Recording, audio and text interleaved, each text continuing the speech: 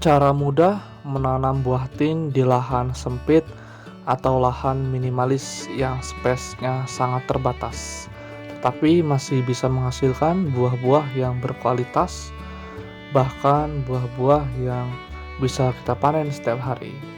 Nah, cara menanam buah tin di rumah atau di samping rumah ini sangat menarik kita bahas karena buah tin ini memiliki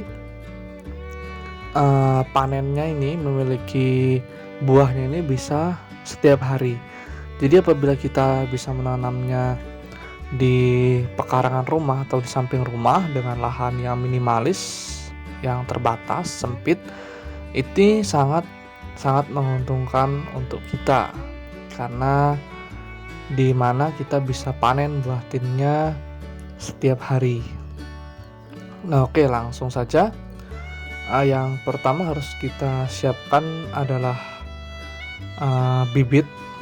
Bibit ini sangat penting dan sangat menentukan karena bibit ini yang paling menentukan kualitas buahnya ke depannya. Nah, saya sarankan untuk pemula bisa tanam jenis Iraqi saja ya. Itu sangat genjah, atau Brown Turki boleh juga karena sangat genjah juga dan cepat berbuah.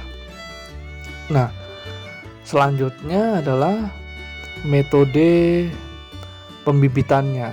Metode pembibitannya ini sudah sering saya bahas, ini harus melalui cangkok. Kenapa cangkok? Karena cangkok ini sangat mudah hidup dan tingkat gagalnya ini sangat minim. Nah, jadi bibitnya harus tahu. Saran saya bibit Iraqi saja. Metodenya juga cangkok biar cepat hidup dan untuk pemula lebih mudah ya. Nah, selanjutnya adalah media tanam. Media tanam ini sangat menentukan juga untuk tingkat hidupnya atau tingkat kesuburannya si buah tin tersebut hingga menghasilkan buah. Nah, jadi ketika media tanamnya ini bagus, ini buah tin pun akan cepat tumbuh subur dan dia pun akan cepat berbuah. Jadi media tanamnya ini yang saya lakukan apabila kita menanam di polybag atau di pot seperti yang saya praktekkan, ini cukup kita menggunakan 80% tanah netral.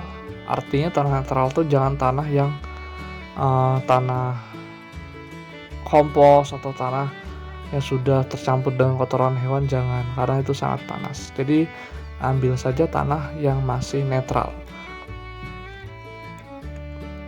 Setelah tanah netral, saya biasanya 80% kan tanah netral, saya campur dengan pasir juga, pasir yang jangan pasir, kalau bisa pasir sungai saja ya, atau pasir muara itu 10%, dan 10% lagi itu campuran antara kompos dan sekam atau sekam padi ya.